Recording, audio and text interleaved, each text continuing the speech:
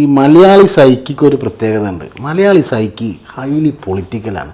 AK Balan പറഞ്ഞല്ലോ, നമ്മൾ നന്നാക്കാൻ വേണ്ടിയിട്ടാണ് CPM SDPI നന്നാക്കാൻ വേണ്ടിയിട്ടാണ് എന്ന് പറഞ്ഞിട്ടുണ്ടല്ലോ.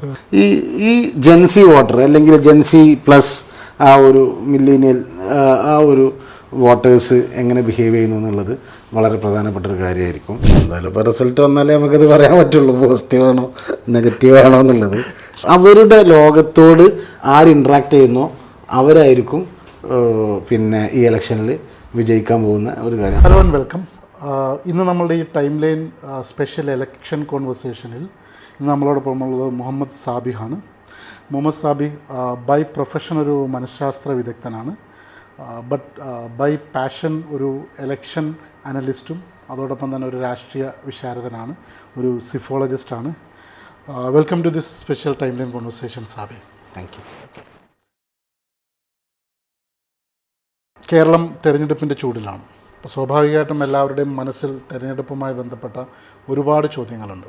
സാബിയുമായിട്ടുള്ള മുമ്പുള്ള കോൺവെർസേഷനുകളിൽ നിന്നാണ് ഇങ്ങനൊരു സംഭാഷണം വേണം എന്ന് നമ്മൾ തീരുമാനിക്കുന്നത്. എന്തുകൊണ്ടാണ് ഈ തെരഞ്ഞെടുപ്പ്, ഈ 2026 കേരളത്തിലെ നിയമസഭാ തെരഞ്ഞെടുപ്പ് വളരെ പ്രാധാന്യമുള്ളതാവുന്നത്? 2026 നിയമസഭാ തെരഞ്ഞെടുപ്പ് കേരളത്തെ സംബന്ധിച്ചിടത്തോളം വളരെ പ്രധാനപ്പെട്ടൊരു തെരഞ്ഞെടുപ്പാണ്. കാരണം ഈ 2011 ഈ മണ്ഡല പുനർനിർണയത്തിന് ശേഷം കേരളത്തിലെ ആ ഒരു നിയമസഭയിലേക്കുള്ള എലക്ഷൻ വളരെ കോംപ്ലിക്കേറ്റഡായി, അല്ലെങ്കിൽ ഓൾമോസ്റ്റ് ഒരു വൺ സൈഡഡായി എന്ന് പറയുന്ന പോലെയുള്ള ഒരു സിറ്റുവേഷനിലാണ്. നമുക്കറിയാം 2011 VS അച്യുതാനന്ദൻ സർക്കാർ ഒരു പക്ഷേ ഒരു തുടർഭരണം കിട്ടിയേക്കാവുന്നൊരു സാഹചര്യത്തിൽ നിന്നാണ് വളരെ ചെറിയ മാർജിനിൽ UDF അവിടെ അധികാരത്തിൽ വരികയാണെങ്കിൽ. ഇൻഫാക്റ്റ് അതൊരു CPMൻ്റെ ഒരു ആലസ്യമായിരുന്നു, അവർക്ക് ആ ഭരണം വേണ്ട എന്നുള്ള ഒരു തീരുമാനമായിരുന്നു എന്നാണ് ഞാൻ മനസ്സിലാക്കുന്നത്. അതുകൊണ്ടാണ് ആ UDFന് അവിടെ ഭരണം കിട്ടുന്നത്.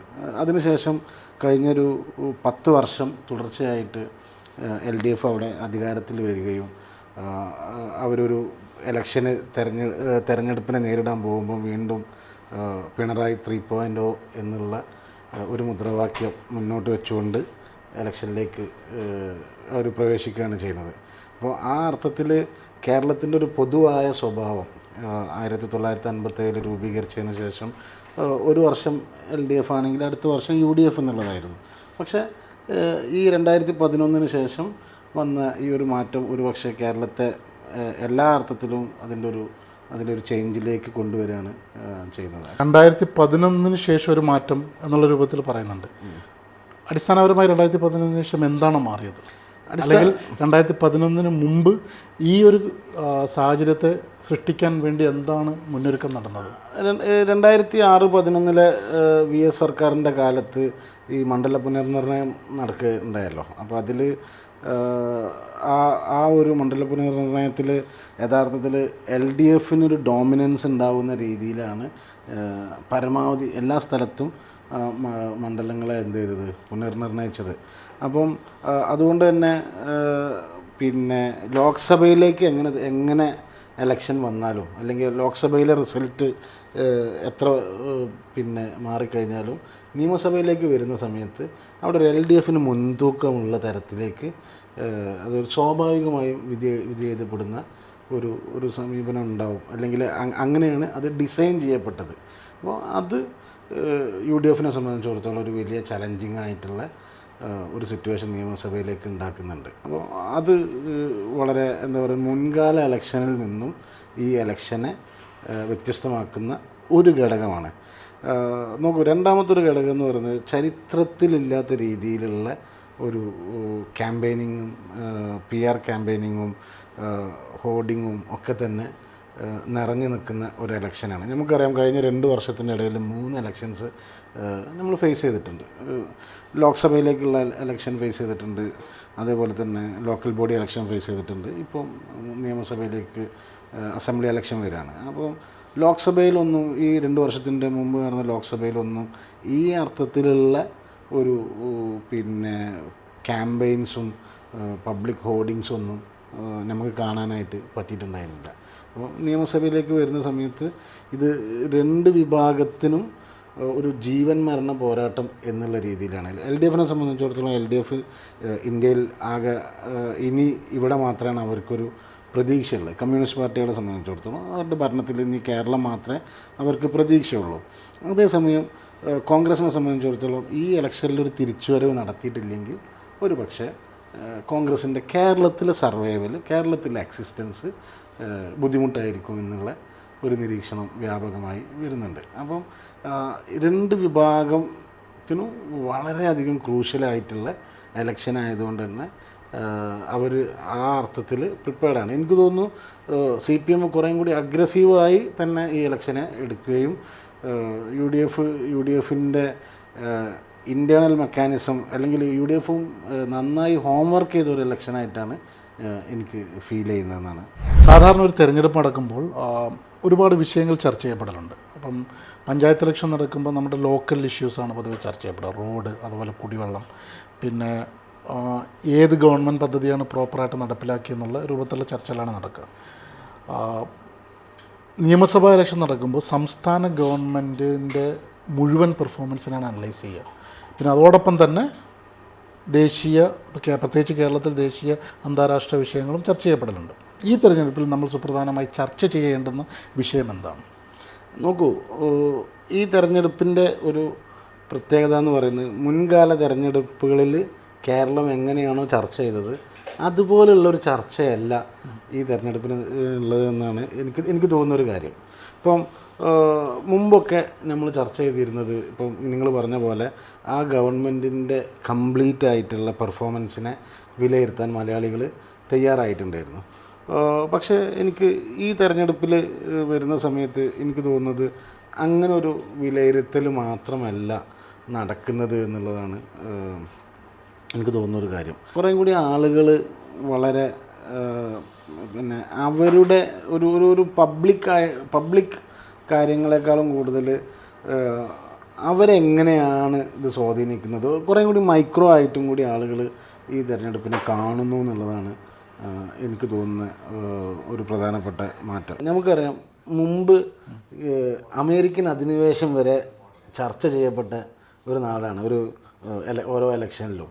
പക്ഷേ ഞാൻ വിചാരിക്കുന്നത് ഇപ്രാവശ്യം 2026 വോട്ടർമാരുടെ ബിഹേവിയർ, അല്ലെങ്കിൽ 2026 വോട്ടർമാരിലുള്ള ജയപരാജയം തീരുമാനിക്കുന്ന വോട്ടർമാർ എന്ന് പറയുന്നത് ഈ ഒരു 18 വയസ്സിൽ നിന്ന് തുടങ്ങി മാക്സിമം 30 വയസ്സ് വരെയുള്ള വോട്ടർമാർ എങ്ങനെ ബിഹേവ് ചെയ്യുന്നു. എനിക്ക് തോന്നുന്നത് 30 വയസ്സിൻ്റെ മുകളിലുള്ള വോട്ടർമാർ ഓൾറെഡി ഫിക്സ്ഡാണ് അവരുടെ പൊളിറ്റിക്കൽ അലീജിയൻസ് എന്നാണ് എനിക്ക് തോന്നുന്നത്. അപ്പം ഈ ജെൻസി വോട്ടർ അല്ലെങ്കിൽ ജെൻസി പ്ലസ് ആ ഒരു മില്ലേനിയൽ ആ ഒരു വോട്ടേഴ്സ് എങ്ങനെ ബിഹേവ് ചെയ്യുന്നു എന്നുള്ളത് വളരെ പ്രധാനപ്പെട്ടൊരു കാര്യമായിരിക്കും. അവർ ഒരിക്കലും നമ്മുടെ മുമ്പത്തെ ഭരണങ്ങളെ വിലയിരുത്താനുള്ള ഒരു കപ്പാസിറ്റി ഇൻ ദ സെൻസ് അവരത് എക്സ്പീരിയൻസ് ചെയ്തിട്ടില്ല. മുമ്പത്തെ ഭരണം എങ്ങനെയാണെന്ന് എക്സ്പീരിയൻസ് ചെയ്യാത്ത ഒരു വിഭാഗം ആളുകൾ. അവരെ സംബന്ധിച്ചിടത്തോളം അവരുടെ ഓർമ്മ വെച്ച കാലം മുതൽ പിണറായി വിജയനാണ് കേരളത്തിൻ്റെ മുഖ്യമന്ത്രി. അവർക്ക് ഉമ്മൻചാണ്ടിനെ പറ്റി ആളുകൾ പറയുന്നത് ഇങ്ങനെ കേട്ടിട്ടുള്ള ഒരു എക്സ്പീരിയൻസും ഈ രണ്ടാളുകളെ വെച്ച് മാത്രമാണ് വിലയിരുത്താൻ പോകുന്ന, അങ്ങനെയുള്ളൊരു വിലയിരുത്തലും കൂടി വരാൻ പോകുന്ന ഒരു ഇലക്ഷനാണെന്നാണ് എനിക്ക് തോന്നുന്നത്. അപ്പോൾ ജെൻസി എങ്ങനെ ചിന്തിക്കുന്നു, ജെൻസി ഒരു പ്രോബ്ലത്തെ എങ്ങനെ കാണുന്നു എന്നുള്ളത് വളരെ ഇമ്പോർട്ടൻ്റ് ആയിട്ടുള്ളൊരു കാര്യമാണ്. എനിക്ക് തോന്നുന്നു മറ്റൊരു കാര്യം, ജെൻസിയെ സംബന്ധിച്ചിടത്തോളം ജെൻസിയെ നിങ്ങൾക്ക് സ്വാധീനിക്കുന്നതിന് കൺവെൻഷണൽ രീതിയിൽ നമുക്ക് ജെൻസിയെ സ്വാധീനിക്കാൻ വളരെ പ്രയാസമായിരിക്കും. അവരുടെ ലോകത്തോട് ആര് ഇൻട്രാക്ട് ചെയ്യുന്നോ അവരായിരിക്കും പിന്നെ ഈ ഇലക്ഷനിൽ വിജയിക്കാൻ പോകുന്ന ഒരു കാര്യം. അപ്പോൾ ആ അർത്ഥത്തിൽ ക്യാമ്പയിനിങ്ങിന് റിലവൻസ് ഉണ്ട്. ഞാൻ LDFിൻ്റെ ക്യാമ്പയിനിങ് നമുക്ക് 2004 ഇന്ത്യ ഷൈനിങ് ക്യാമ്പയിനോട് കമ്പയർ ചെയ്യാൻ പറ്റുന്ന ഒരു ക്യാമ്പയിനാണ്. പക്ഷേ ഇന്ത്യ ഷൈനിങ് ക്യാമ്പയിനിൽ നിന്ന് വ്യത്യസ്തമായിക്കൊണ്ട് ജെൻസിയോട് ഇങ്ങനെയാണ് കമ്മ്യൂണിക്കേറ്റ് ചെയ്യേണ്ടത് ആക്ച്വലി. അപ്പോൾ ആ അർത്ഥത്തിൽ LDFിൻ്റെ ക്യാമ്പയിനിങ്ങിന് റിലവൻസ് ഉണ്ട്. ആ ജെൻസിയെ ആര് സ്വാധീനിക്കുന്നോ അവർ ഈ തെരഞ്ഞെടുപ്പ് വിജയിക്കുമെന്ന് ആണ് എനിക്ക് തോന്നുന്നത്. സാബി പറഞ്ഞുകൊണ്ടുവന്നത് പ്രചാരണത്തിൻ്റെ ഒരു രീതികളെ പറ്റിയാണ്. കാരണം 2004 ഇന്ത്യ ഷൈനിങ് ക്യാമ്പയിൻ, അതിനുശേഷം BJP 2009 ചെയ്ത, അതൊരു നെഗറ്റീവ് ക്യാമ്പയിനായിരുന്നു അവർ ചെയ്തത്. അതിനുള്ള ഫലം അവർക്ക് പരാജയമായിരുന്നു കിട്ടിയത്. പക്ഷേ 2014 എത്തിയപ്പോഴത്തേക്കും ലോക്സഭാ ഇലക്ഷനിൽ BJP അതിശക്തമായി തിരിച്ചു വരാൻ അബ് കി ബാർ മോഡി. അപ്പം ഓരോ സമയത്തും അവരങ്ങനെ ഉപയോഗിച്ചത്. ഇപ്പോൾ കേരളത്തിലേക്ക് നമ്മൾ നോക്കുകയാണെന്നുണ്ടെങ്കിൽ കഴിഞ്ഞ 2-3-4 ഇലക്ഷനുകളുടെ ക്യാമ്പയിൻ രീതികൾ നോക്കിക്കഴിഞ്ഞാൽ 2016 LDFൻ്റെത് LDF വരും എല്ലാം ശരിയാവും. പിന്നെ അതിനുശേഷം ഒരു കണ്ടിന്യൂവേഷൻ സീക്ക് ചെയ്യുന്നൊരു സമയത്ത് ഉറപ്പാണ് LDF എന്നുള്ളതാണ്. ഇപ്രാവശ്യം പറയുന്നത് LDF അല്ലാതെ മറ്റാരാണ്, അല്ലെങ്കിൽ അതിനു മുമ്പ് ഹോർഡിങ്ങുകൾ അവർ ഉപയോഗിച്ചത് തുടരും എന്നുള്ളതായിരുന്നു. ഈ ക്യാമ്പയിൻ, അതായത് ഇപ്പം പിണറായി വിജയൻ വളരെ ഡീറ്റെയിൽഡായിട്ട് നടത്തിക്കൊണ്ടിരിക്കുന്ന ഈ ക്യാമ്പയിൻ നെഗറ്റീവ് ഫലമാണോ ഉണ്ടാക്കുന്നത്, പോസിറ്റീവ് ഫലമാണ്? കാരണം എന്ന് വെച്ച് കഴിഞ്ഞാൽ നമ്മൾ കണ്ടതാണ്, വളരെ സാബി നേരത്തെ പറഞ്ഞ മാതിരി ഇന്ത്യ ഷൈനിങ് എന്നുള്ള സാധനം കേരളത്തിൽ പോലും അലയടിക്കണം. നോർത്ത് ഇന്ത്യയിൽ രൂപീകരിക്കപ്പെടുന്നൊരു, അവിടുന്ന് വരുന്നൊരു ക്യാമ്പയിൻ കേരളത്തിൽ പോലും ഭയങ്കര ചർച്ചാ വിഷയമാവുകയാണ്. ഇപ്പോൾ അതിൻ്റെ ഡെപ്ത് ഇച്ചിരി കൂടുതലാണ്.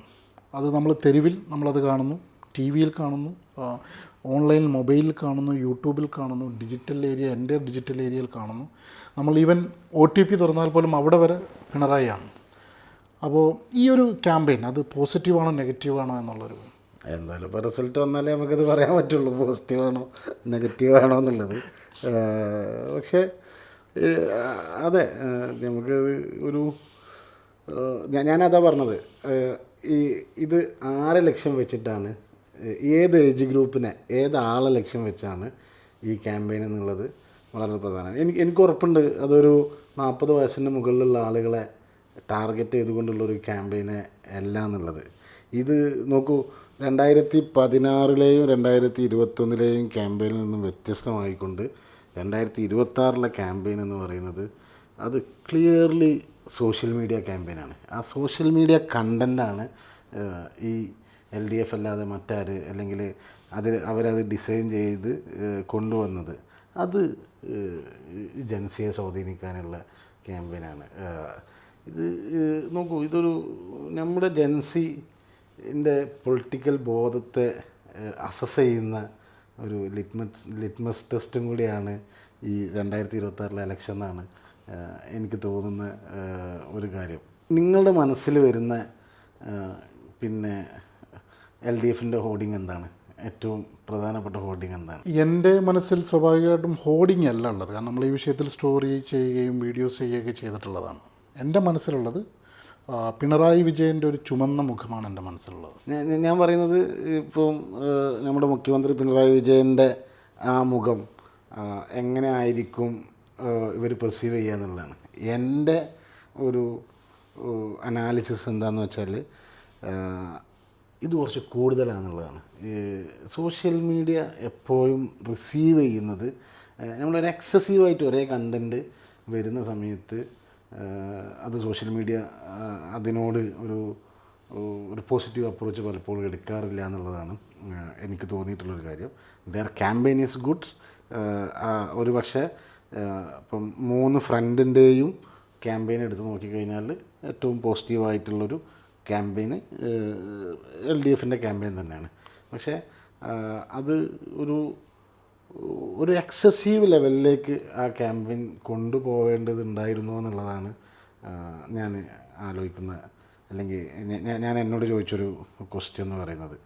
അപ്പം ഒരു പക്ഷേ നിരന്തരം ഒരാളെ പ്രൊജക്റ്റ് ചെയ്യുന്നത് പിന്നെ ഒരു പക്ഷേ ഒരു പോസിറ്റീവ് എഫക്റ്റിനേക്കാളും കൂടുതൽ നെഗറ്റീവ് എഫക്റ്റ് ഉണ്ടാക്കും. അവരുദ്ദേശിച്ചിട്ടുണ്ടാവും ഒരു പക്ഷേ ഇപ്പം മുഖ്യമന്ത്രി അല്ലെങ്കിൽ പിണറായി വിജയനെ പോലുള്ള ഒരാളെ നിരന്തരം കാണിക്കുന്നതിലൂടെ നമ്മുടെ മനസ്സിലേക്ക് ആ ഒരു നിങ്ങളുടെ ഒരു സ്ട്രോങ് ഫാദർ ഫീലിംഗ് ഉണ്ടല്ലോ, തരാൻ വേണ്ടിയിട്ടുള്ളൊരു കാര്യമാണെന്നാണ് എനിക്ക് തോന്നുന്നത്. പക്ഷേ അത് പിന്നെ അത്ര പോസിറ്റീവായിട്ട് വരുമെന്ന് ഞാൻ വിചാരിക്കുന്നില്ല.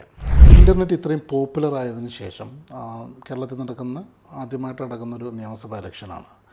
കഴിഞ്ഞ പ്രാവശ്യം ലോക്കൽ ബോഡി ഇലക്ഷൻസ് നടക്കുമ്പോൾ നമ്മൾ കണ്ടത് മുഴുവൻ റീൽസ്, മുഴുവൻ ഫേസ്ബുക്ക്, ഇൻസ്റ്റഗ്രാം പോസ്റ്റുകൾ, പിന്നെ ഈ റീൽസ് ആണെങ്കിൽ അതായത് കേരളത്തിലെ ഏറ്റവും നല്ല എഡിറ്റർമാരുടെ വീഡിയോ എഡിറ്റേഴ്സിൻ്റെ ഏറ്റവും ക്രിയേറ്റീവായിട്ടുള്ള കണ്ടൻറ്റുകൾ വന്നിട്ടുള്ള സമയമാണ് അത് സംഭവിച്ചത്. ഇതേ സംഗതി തന്നെ ഇപ്പോൾ വീണ്ടും ആവർത്തിക്കുകയാണ്. മറ്റൊരു ഇലക്ഷനിൽ കാണാത്ത രൂപത്തിൽ ഓരോ കാൻഡിഡേറ്റ്സിനും അവരുടേതായിട്ടുള്ള dedicated media team, social media team, പിന്നെ ഈ മീഡിയ ടീമും മറ്റോട്ട് അസോസിയേറ്റഡ് സ്ഥാനാർത്ഥിയോട് നിരന്തരം യാത്ര ചെയ്തുകൊണ്ടിരിക്കുന്ന പിന്നെ എഡിറ്റേഴ്സ്, വീഡിയോഗ്രാഫേഴ്സൊക്കെയാണ്.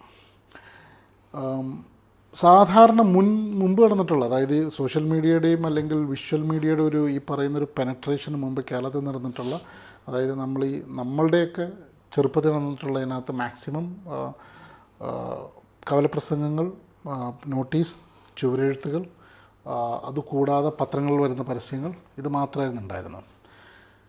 എത്രത്തോളം പ്രത്യേകിച്ച് നമ്മളിപ്പോൾ കമ്മ്യൂണിസ്റ്റോ അല്ലെങ്കിൽ കോൺഗ്രസ്സോ അല്ലെങ്കിൽ BJP അനുഭാവിയാണ്, അല്ലെങ്കിൽ നമ്മൾ സർഫ് ചെയ്യുന്നതനുസരിച്ച് നമ്മളുടെ മൊബൈലിൽ വരുന്നത് അൽഗോരിതം സെറ്റ് ചെയ്യുന്ന കണ്ടൻറ്റാണ് വരുന്നത്.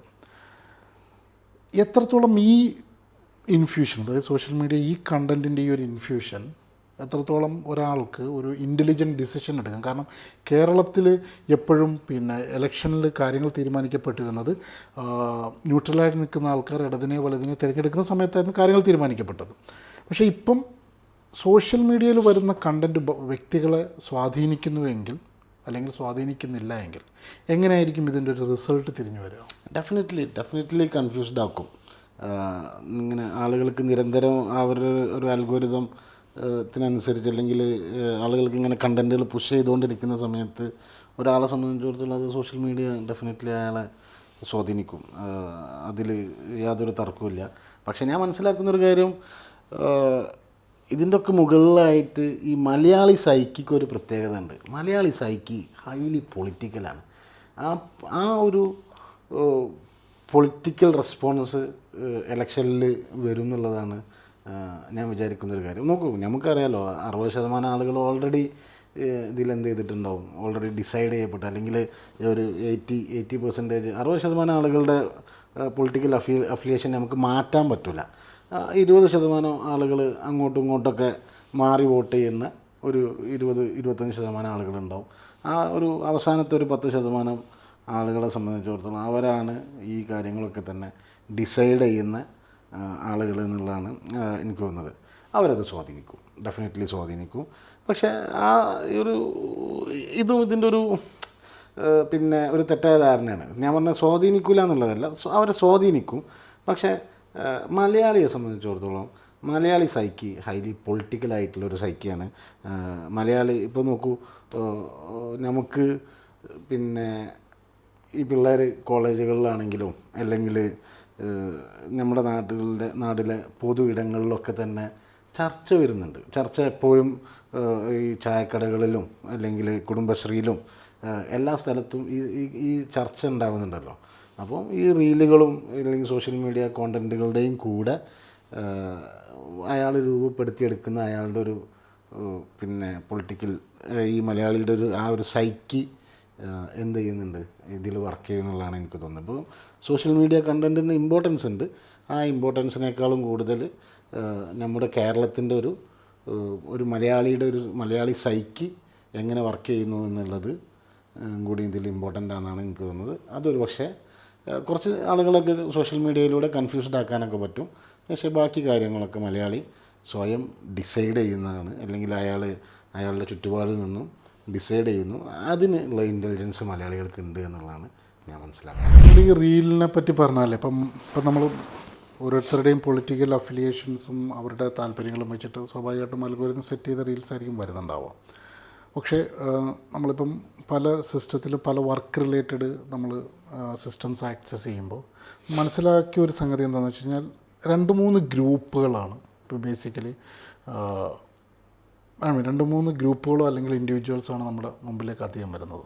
ഒന്ന് സ്വാഭാവികമായിട്ടും പിണറായി വിജയൻ, കാരണം അത്ര വാസ്റ്റായിട്ടാണ് ക്യാമ്പയിൻ്റെ നേച്ചറുള്ളത്. രണ്ടാമതിപ്പം കോൺഗ്രസ്സിനെ നോക്കുകയാണെന്നുണ്ടെങ്കിൽ ഏറ്റവും കൂടുതൽ നമ്മൾ കാണുന്നതൊരു ഭയങ്കര ഷാഫി പറമ്പിലെന്ന് പറയുന്ന ഭയങ്കര ഒരു ഇൻഫ്ലക്സ് ഒരു ഭയങ്കര നമുക്ക് കാണാൻ സാധിക്കും. BJPയിൽ പിന്നെയും നമ്മുടെ മുമ്പിലേക്ക് വരുന്നത് സ്പോൺസേഡ് ആയിട്ടുള്ള ചില കണ്ടൻറ്റുകൾ വരുന്നുണ്ട്. പക്ഷേ അതിനകത്തൊരു സ്പെസിഫിക് ഫേസ് നമുക്ക് സ്ഥിരമായിട്ട് കാണാൻ പറ്റത്തില്ല. താങ്കളുടെ അഭിപ്രായത്തിൽ ഈ കേരളത്തിലെ ഈ 2026 എലക്ഷൻ്റെ ഔട്ട്കമ്മിനെ നിർണ്ണയിക്കാൻ കപ്പാസിറ്റിയുള്ള ഒരു 3 പേരുകൾ? Definitely Pinarayi Vijayan is the one name, അതിൽ യാതൊരു സംശയമൊന്നുമില്ല.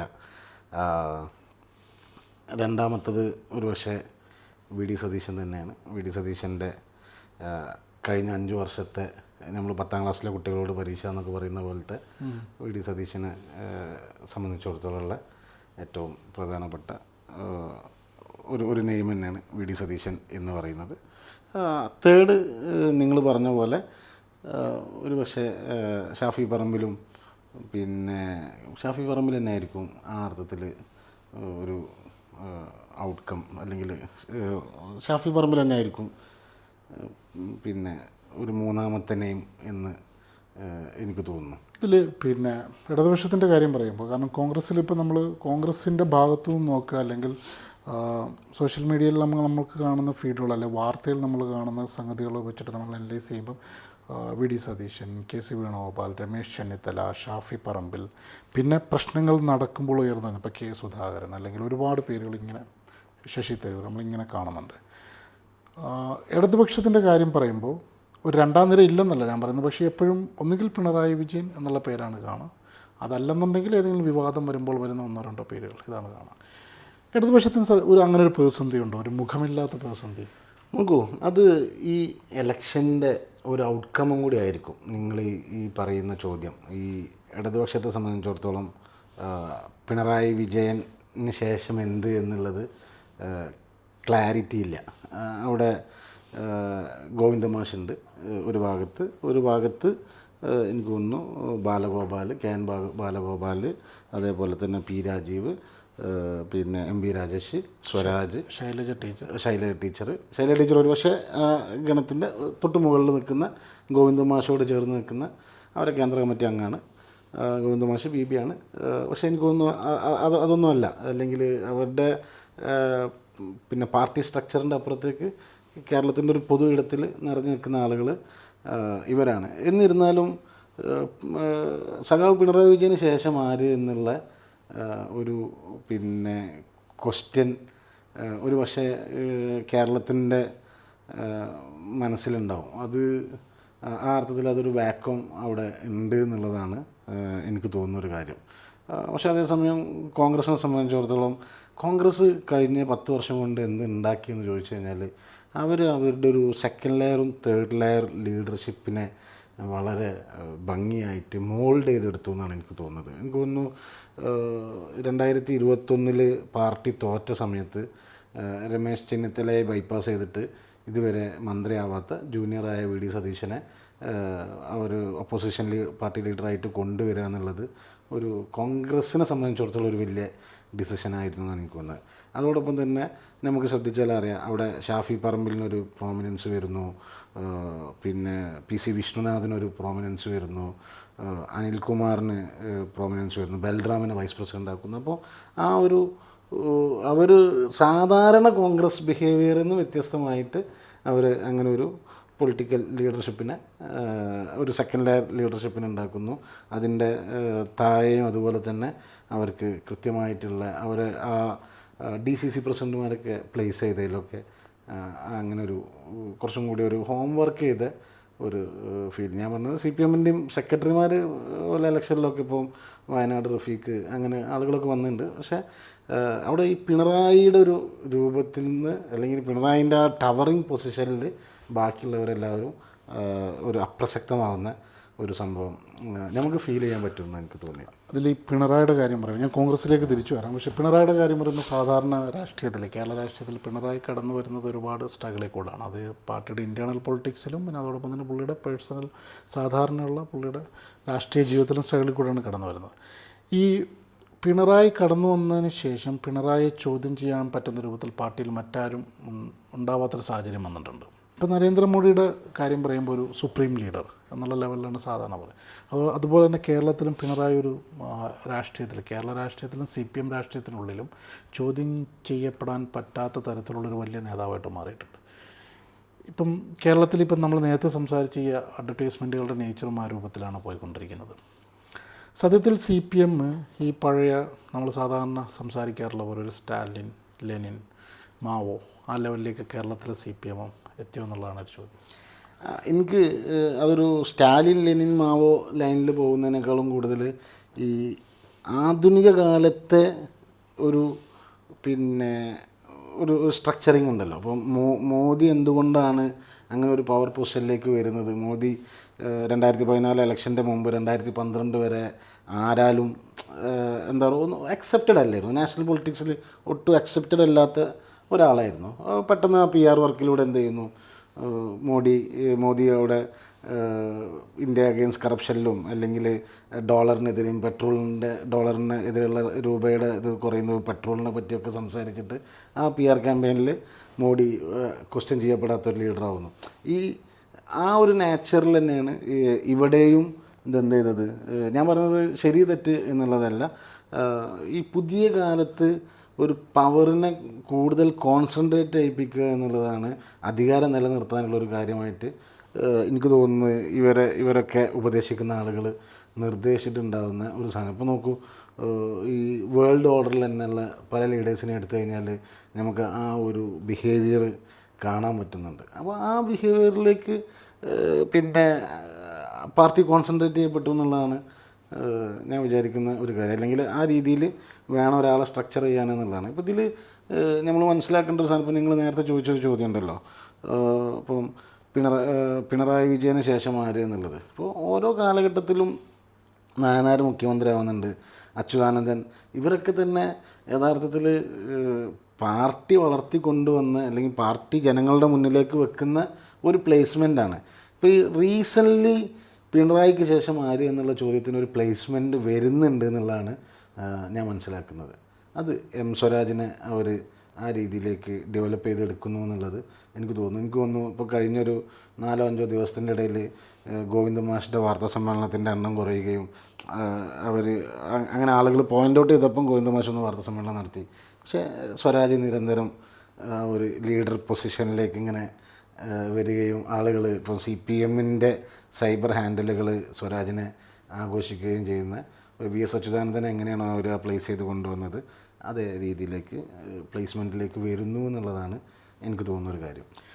എനിക്കതിനകത്തൊരു ചെറിയ ഇൻപുട്ടുണ്ട്. അതാണ് VS അച്യുതാനന്ദനെ പ്ലേസ് ചെയ്ത രൂപത്തിലല്ല ഇപ്പോൾ സ്വരാജിനെ പാർട്ടി പ്രൊമോട്ട് ചെയ്യുന്നത്. ഞാൻ മനസ്സിലാക്കുന്നത് സ്വരാജിൻ്റെ പ്രസ്താവനകളുടെ ഒരു മൊത്തം ബിഹേവിയർ സത്യത്തിൽ അതൊരു തരത്തിലുള്ളൊരു പിണറായി ലെവലുള്ളൊരു സാധനമാണ്. ഇപ്പോൾ ഈ പറഞ്ഞ വിഷയം, അതായത് എന്തുകൊണ്ടാണ് MV ഗോവിന്ദ മാസ്റ്റർ പത്രസമ്മേളനം നടത്തുന്നില്ല, അത് പിന്നെ പാർട്ടി തീരുമാനം എടുത്തിട്ട് അദ്ദേഹത്തെ കീഴ്ത്തുകയും അതിനുശേഷം താങ്കളായി റീപ്ലേസ് ചെയ്യപ്പെടുകയും ചെയ്തു എന്നുള്ള ചോദ്യം ചോദിക്കുമ്പം സ്വരാജിൻ്റെ പ്രതികരണമുണ്ട്. അദ്ദേഹം പറഞ്ഞു ശുദ്ധ അസംബന്ധമാണെന്നുള്ളത്. ഇത് VSൻ്റെ ഒരു സംസാര ശൈലിയല്ല, അത് മറിച്ച് അതൊരു പിണറായി സംസാരിക്കുക. മാത്രമല്ല കേരളത്തിൽ കഴിഞ്ഞൊരു 10-20 വർഷമായിട്ട് പിണറായി ശരീരം കൊണ്ടും സംസാരം കൊണ്ടും നടപ്പിലാക്കാൻ ശ്രമിച്ചൊരു കമ്മ്യൂണിസം ഉണ്ട്. അതിൻ്റെ ഒരു ചെറിയ പുതിയൊരു പതിപ്പായിട്ടാണ് എനിക്കെപ്പോഴും പിന്നെ സ്വരാജിനെ തോന്നിയിട്ടുള്ളത്. തിരിച്ച് കോൺഗ്രസ്സിലേക്ക് വരികയാണെന്നുണ്ടെങ്കിൽ ഇപ്പോൾ കോൺഗ്രസ്സിൽ ഇപ്പം കഴിഞ്ഞൊരു 2-3 വർഷത്തെ കോൺഗ്രസിൻ്റെ മൊത്തം പൊളിറ്റിക്കൽ ഇത് നോക്കിക്കഴിഞ്ഞാൽ ഒരുപാട് കോൺഫ്ലിക്റ്റുകൾ കോൺഗ്രസ്സിനുള്ളിലുണ്ട്. ഒന്ന്, ഇപ്പോൾ കറൻ്റ്ലി ഭയങ്കരമായിട്ട് പുകഞ്ഞുകൊണ്ടിരിക്കുന്ന, എന്നാൽ റിസൾട്ട് വരുമ്പോൾ പൊട്ടാൻ ആളിക്കത്താൻ കാത്തു നിൽക്കുന്ന ആരാണ് ഈ ഇലക്ഷനിൽ കോൺഗ്രസിൻ്റെ മുഖം, അല്ലെങ്കിൽ ആരാണ് കോൺഗ്രസിൻ്റെ മുഖ്യമന്ത്രി സ്ഥാനാർത്ഥി എന്നുള്ള ചോദ്യം. അതിൽ VD സതീശനുണ്ട്, പിന്നെ KC വേണുഗോപാലുണ്ട്, രമേശ് ചെന്നിത്തലയുണ്ട്. ശശി തരൂർ മുമ്പ് സ്വയം പ്രൊമോട്ട് ചെയ്യാൻ ശ്രമിച്ചിരുന്നു. പക്ഷേ കേരളത്തിലെ രാഷ്ട്രീയക്കാരുടെ കോൺഗ്രസ്സുകാരുടെ ഒരു തനി സ്വഭാവം കൊണ്ട് അദ്ദേഹം സൈഡ് ലൈൻ ചെയ്യപ്പെടുകയാണ് ചെയ്തത്. ഇത് കോൺഗ്രസിൻ്റെ നിലവിലുള്ളൊരു പ്രതിസന്ധിയാണ്. രണ്ടാമത്, പിന്നെ സ്ഥാനാർത്ഥികളെ പ്രഖ്യാപിക്കപ്പെട്ടപ്പോൾ എല്ലാ പാർട്ടിയിലും ഉണ്ടായ മാതിരി ഉണ്ടായിട്ടുള്ള ചില പൊട്ടിത്തെറികളും. മൂന്നാമത്, പാർട്ടി കഴിഞ്ഞ ഒരു 2 വർഷത്തിനിടെ നേരിട്ട ഒരുപാട് ആരോപണങ്ങൾ. കേരളത്തിൽ പൊതുവെ ഡൽഹിയിൽ നടക്കുന്ന മാതിരി തന്നെ എന്തെങ്കിലും ഇഷ്യൂ ഉണ്ടായിക്കഴിഞ്ഞാൽ ഗവൺമെൻറ്റിനേക്കാളും കൂടുതൽ പ്രതിപക്ഷത്തെ ചോദ്യം ചെയ്യുന്നൊരു സമീപനം രണ്ടിടത്തുണ്ട്. ഇതിലിപ്പോൾ ഒന്ന് രാഹുൽ മാങ്കൂട്ടത്തിൻ്റെ വിഷയം, പിന്നെ അതുകൂടാണ്ട് ഇപ്പോൾ വയനാട് ഫണ്ട് എന്ത് ചെയ്തു എന്നുള്ളൊരു സംഗതി, പിന്നെ സ്പെസിഫിക്കായിട്ട് സോഷ്യൽ മീഡിയയിൽ വി സതീഷിനെതിരെ നടക്കുന്ന അതിഭീകരമായിട്ടുള്ള ആക്രമണം, അങ്ങനെ ഒരുപാട് വിഷയങ്ങൾ ഇങ്ങനെ എണ്ണി പറയുവാണെങ്കിൽ കോൺഗ്രസ് ഇൻറ്റേർണലിയും അതുപോലെ തന്നെ പബ്ലിക് സ്ഫിയറിൽ നേരിടുന്ന ഒരുപാട് പ്രശ്നങ്ങളുണ്ട്. പക്ഷെ എന്നാലും കോൺഗ്രസ് പല ആൾക്കാർ സംസാരിക്കുമ്പോൾ പറയുന്നത് ഒരു തരംഗം വരുന്നുണ്ട്, കോൺഗ്രസ് തിരിച്ചു വരും, ഇത് കോൺഗ്രസ് പൊതുവെ ഇങ്ങനെയാണ്. കോൺഗ്രസ് എന്താണ് സത്യത്തിൽ? കോൺഗ്രസ്സിന് അല്ല, അതിൽ സാധാരണ നമ്മളാളുകൾ രാഷ്ട്രീയ നിരീക്ഷകരൊക്കെ പറയുന്നൊരു സാധനമാണ് കോൺഗ്രസ്സിന് ഇത് ആളുകൾ വകവെച്ച് കൊടുക്കുന്നുള്ളത്. ഇപ്പോൾ ഞാൻ പഞ്ചായത്ത് ഇലക്ഷൻ്റെ സമയത്ത് ഇങ്ങനെ കുറച്ച് മുതിർന്ന ആളുകളോടൊക്കെ സംസാരിച്ചപ്പോൾ അവരെന്നോട് പറഞ്ഞത് UDF വോട്ട് ചെയ്യുന്നത്. ഞാൻ ചോദിച്ചു, ഇവർ വന്നാൽ ആകെ തമ്മിൽ തല്ലൂല്ലേ? ജസ്റ്റ് ഞാൻ അറിയാത്ത പോലെ ചോദിച്ചു. അപ്പോൾ എന്നോട് പറഞ്ഞു, നമ്മളിത് ഓൽക്ക് ഇത് കുത്തുമ്പോൾ തന്നെ നമുക്കറിയാം ഇത് വരും എന്നുള്ളത്. പക്ഷേ ആ ഒരു ആൻറ്റി ഇൻകംബൻസി ഉണ്ടല്ലോ. പഞ്ചായത്ത് ഇലക്ഷൻ എന്ന് പറഞ്ഞത് ഒരിക്കലും കോൺഗ്രസിൻ്റെ മികവ് കൊണ്ട് അല്ലെങ്കിൽ UDF മികവ് കൊണ്ട് ജയിച്ച ഒരു ഇലക്ഷനല്ല. അത് പ്യുവർ ആൻറ്റി ഇൻകംബൻസി ആയിരുന്നു. അത് CPM അംഗീകരിച്ചില്ല എന്നുള്ളത് വേറെ വിഷയം. പക്ഷേ ആ ഒരു ആൻറ്റി ഇൻകംബൻസി ഉണ്ടല്ലോ, അതാണ് അവരെ വിജയിപ്പിച്ചത്. അപ്പോൾ കോൺഗ്രസ്സിന് പിന്നെ ആളുകൾ ഇതൊക്കെ വകവെച്ച് കൊടുക്കുന്നു, അതിൻ്റെ ഉള്ളിലൊരു ജനാധിപത്യം ഉണ്ട് എന്നൊക്കെ പറയുന്ന ഒരു സാധനം ഉണ്ടല്ലോ. എനിക്ക് തോന്നുന്നില്ല കോൺഗ്രസ്സിനത് ആ ഒരു ബിഹേവിയർ വെച്ചുകൊണ്ട് അധികകാലം സർവൈവ് ചെയ്യാൻ പറ്റുമെന്ന് എനിക്ക് തോന്നുന്നില്ല. പക്ഷെ അതേസമയം എനിക്ക് തോന്നുന്നു CPM ഒരു ഗുണം, CPM ഒരു കാര്യം, ഒരാളെ ടാർഗറ്റ് ചെയ്യാൻ തീരുമാനിച്ചാൽ അവർക്കത് ഇപ്പം പറയുന്ന പോലെ പ്രിസഷൻ ടാർഗറ്റായിരിക്കും. ഇപ്പം VD സതീശനെതിരെ നൊണേഷൻ എന്നുള്ള പരാമർശം വരുന്നത് അത് വളരെ പ്രിസൈസ്ഡായിട്ട് എന്താണ് ആളുകളിലേക്ക് സംശയം ഉണ്ടാക്കാനോ, ഇപ്പം ആസ് എ പൊളിറ്റിക്കൽ ലീഡർ അല്ലെങ്കിൽ എന്നുള്ള അർത്ഥത്തിൽ VD സതീശനും പിണറായിയും ഒക്കെ തന്നെ പല സ്റ്റേറ്റ്മെൻറ്റുകളും നടത്തുന്നത് റിയാലിറ്റി ആയിട്ട് ചേർന്ന് നിൽക്കാത്ത പല സ്റ്റേറ്റ്മെൻറ്റുകളും വന്നിട്ടുണ്ടാവും. അത് ഒരു പൊളിറ്റീഷ്യൻസ് എന്നുള്ള അർത്ഥത്തിൽ അവർ ചില കാര്യങ്ങളൊക്കെ പത്രസമ്മേളനത്തിൽ പറഞ്ഞു പോകുന്നതൊക്കെ തന്നെയുള്ള കാര്യങ്ങളാണ് ഉണ്ടാവാറുള്ളത്.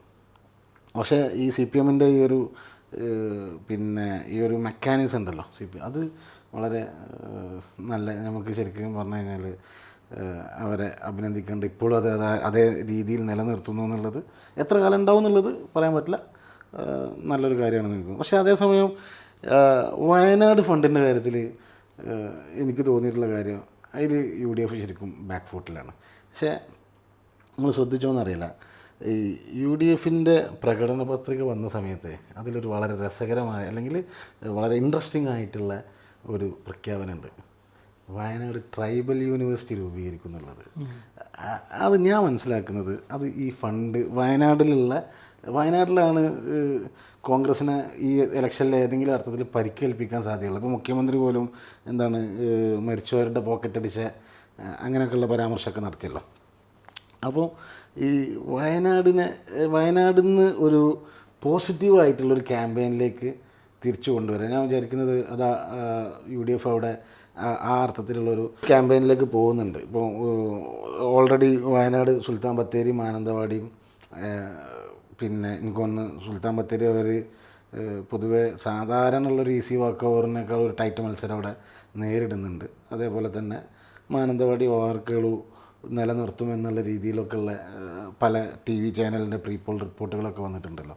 എനിക്കൊണ്ട് അതിനെ മറികടക്കാൻ വേണ്ടിയിട്ടുള്ളൊരു അതിനെയും ഈ പിന്നെ അവരുടെ ഫണ്ടിൻ്റെയും മറികടക്കാൻ വേണ്ടിയിട്ടുള്ള ഒരു നല്ലൊരു സർജിക്കൽ സ്ട്രൈക്ക് ആയിട്ടാണ് എനിക്ക് ഈ വയനാട് ട്രൈബൽ യൂണിവേഴ്സിറ്റി എന്നുള്ളൊരു സാധനത്തെ തോന്നിയിട്ടുള്ളത്.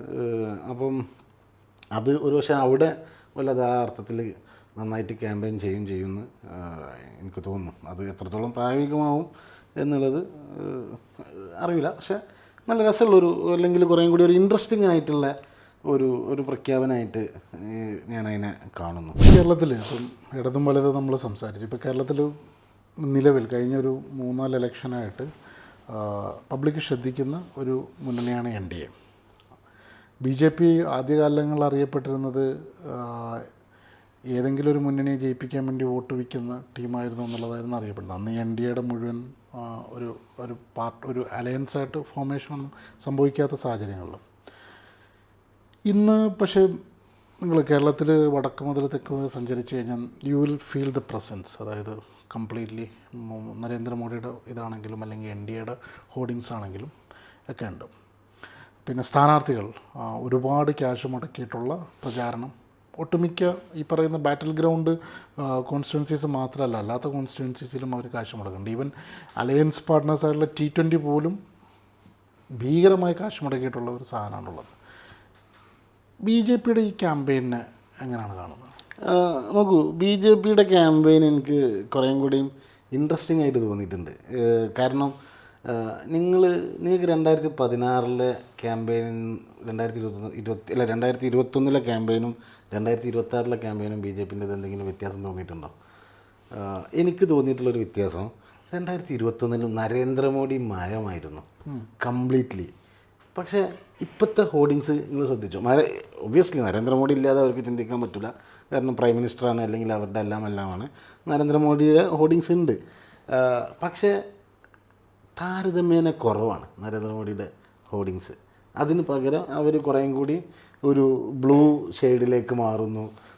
ആ ഒരു മതിയായി, അല്ലെങ്കിൽ രണ്ടും ഒന്നാണ് എന്നുള്ളത് കുറേയും കൂടി ആ ഒരു ഗ്രാഫിക്കൽ റെപ്രസെൻറ്റേഷൻ എനിക്ക് തോന്നുന്നു സോഷ്യൽ മീഡിയയിലൊക്കെ വരുമ്പോൾ മറ്റേ രാജംബി ദേവിൻ്റെ ആ ഫോട്ടോ വരുന്നു. അങ്ങനെയൊക്കെയുള്ള ഒരു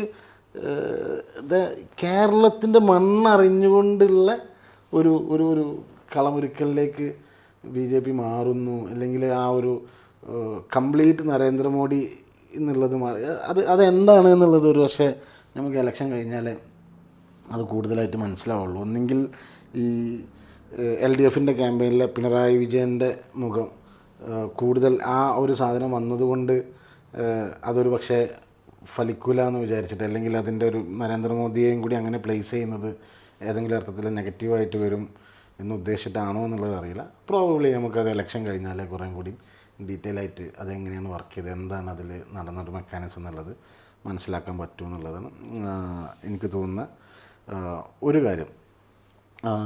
അതോടൊപ്പം തന്നെ പക്ഷേ NDAയുടെ ഇപ്പം നിങ്ങൾ പറഞ്ഞല്ലോ വോട്ട് മറിക്കുന്നു വിൽക്കുന്നു എന്നുള്ളത്, അതിൽ നിന്ന് മാറിയിട്ട് സ്വാഭാവികമായിട്ടും ഒരു എന്താ പറയുക, കേരളത്തിലൊരു ഫോഴ്സ് എന്നുള്ള രീതിയിൽ ഒരു പ്രസൻസ്, അല്ലെങ്കിൽ ഒരു മൂന്നാമത്തെ മുന്നണി, അല്ലെങ്കിൽ ഒരു പ്രബല മുന്നണി എന്നുള്ളൊരു പ്രസൻസ് ഉണ്ടാക്കാൻ അവർ ശ്രമിക്കുമ്പോഴും രാജീവ് ചന്ദ്രശേഖരൻ അവരുടെ സ്റ്റേറ്റ് പ്രസിഡൻ്റ് ആയതിനു ശേഷം കഴിഞ്ഞ ഇലക്ഷനിൽ നിന്ന് അല്ലെങ്കിൽ അവരുടെ ബിഹേവിയറിൽ മാറ്റം വന്നിട്ടുണ്ട്. രാജീവ് ചന്ദ്രശേഖരൻ്റെ ഫോക്കസ് എന്താണ്?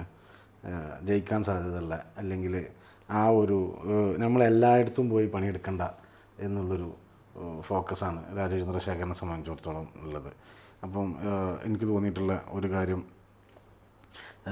പിന്നെ നോക്കൂ, എങ്ങനെയാണ് ഇവർ ഈ തൃപ്പൂണിത്തുറ പോലുള്ളൊരു മണ്ഡലം 2020 കൊടുത്തതിനെ എങ്ങനെയാണ് എക്സ്പ്ലെയിൻ ചെയ്യുക എന്നുള്ളത് എനിക്ക് മനസ്സിലായി. അതേപോലെ വൈപ്പിന് എന്തിനാണ് കൊടുത്തതെന്നുള്ളത് എനിക്ക് മനസ്സിലായിട്ടില്ല.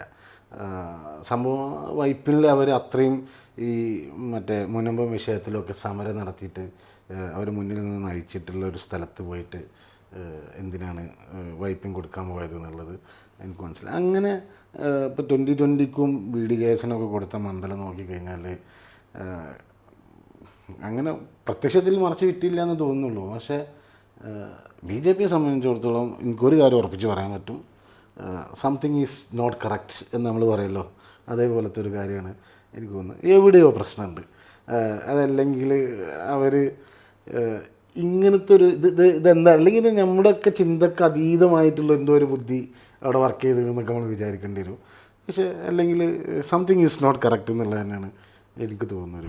ഞാൻ മനസ്സിലാക്കിയത് എനിക്കതിനകത്തൊരു ഇൻപുട്ട് ഉണ്ടാകും. എന്താണെന്ന് വെച്ച് കഴിഞ്ഞാൽ, ഒന്ന് BJP പറഞ്ഞ മാതിരി ഇപ്പം നേമം, വട്ടിയൂർക്കാവ്, തൃശ്ശൂർ, മഞ്ചേശ്വരം, പാലക്കാട്, കഴക്കൂട്ടം ഈ 6 മണ്ഡലങ്ങളിൽ കേന്ദ്രീകരിച്ച് BJP പ്രവർത്തിക്കുക. ബാക്കിയുള്ള മണ്ഡലങ്ങളിൽ സ്വാഭാവികമായിട്ടും ഇവർ മുമ്പ് നടത്തിയിട്ടുള്ള ചില സോഷ്യൽ എഞ്ചിനീയറിങ് സാധനങ്ങളുണ്ട്, അതിനെ ഇതാക്കുക. ഇപ്പോൾ ഉദാഹരണത്തിന് എറണാകുളത്ത് പല സീറ്റുകളും പിന്നെ ഘടകകക്ഷികൾക്ക് കൊടുക്കുന്ന സംഗതി.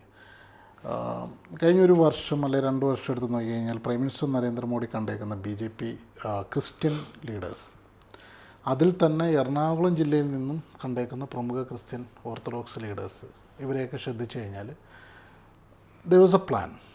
ആ പ്ലാനിനനുസരിച്ച് സ്വാഭാവികമായിട്ടും ക്രിസ്ത്യൻ വോട്ട് എന്ത് ചെയ്യണം, എങ്ങനെ ചെയ്യണം എന്നുള്ളതിനകത്തൊരു സംഗതിയാണ്. ഇപ്പോൾ ഉദാഹരണത്തിന് 2020ക്ക് ക്രിസ്ത്യൻ സ്ഥാനാർത്ഥികളെ ഈസിലി പ്ലേസ് ചെയ്യാൻ പറ്റും. ബി ജെ പി അനൂപ് ആൻ്റണിയൊക്കെ പോലുള്ള സ്ഥാനാർത്ഥികളുണ്ട്. പക്ഷെ എന്നാലും ആ ഒരു സോഷ്യൽ എൻജിനീയറിങ്ങിൽ അവർക്ക് ഏറ്റവും ബെസ്റ്റ് ഈ പറഞ്ഞ മാതിരി പോലാണ് നല്ലതെന്നാണ് എനിക്ക് തോന്നിയിട്ടുള്ളത്. ഉദാഹരണത്തിന് ഇപ്പം എന്തൊരു പ്രശ്നം ഉണ്ടെന്ന് എനിക്ക് തോന്നിയത് കായംകുളം പോലുള്ള മണ്ഡലം. എന്താണെന്ന് വെച്ച് കഴിഞ്ഞാൽ കഴിഞ്ഞ ലോക്സഭാ ഇലക്ഷനിൽ ബി ജെ പി 2ാം സ്ഥാനത്ത് വന്നൊരു സ്ഥലമാണ് കായംകുളം. കായംകുളം എന്ന് വെച്ച് കഴിഞ്ഞാൽ ചരിത്രപരമായി കോൺഗ്രസിനും കമ്മ്യൂണിസ്റ്റ് പാർട്ടിക്കും വ്യക്തമായിട്ടുള്ള രാഷ്ട്രീയ ചരിത്രമുള്ള സ്ഥലമാണ് കായംകുളം. അവിടെ 2ാം സ്ഥാനത്ത് CPM 3ാം സ്ഥാനത്തേക്ക് 2ാം സ്ഥാനത്ത് വന്ന സ്ഥലത്ത് അവർ BJDSനാണ് സീറ്റ് കൊടുത്തത്.